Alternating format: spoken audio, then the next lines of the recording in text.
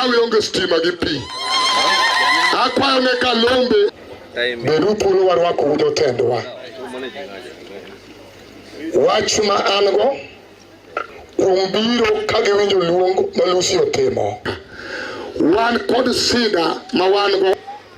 Ikiwa tuko na shida zetu, even if we have got our own personal issues, we should be very careful to safeguard the integrity of our institutions. Institutions as important as the National Intelligence Service must be protected from political rhetoric.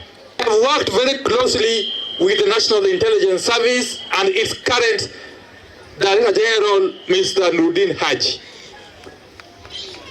I don't think it is proper, it is fair for us to cast aspersions on an institution as important as NIS and on a public officer who has got no defense like Mr. Nurdin Haji.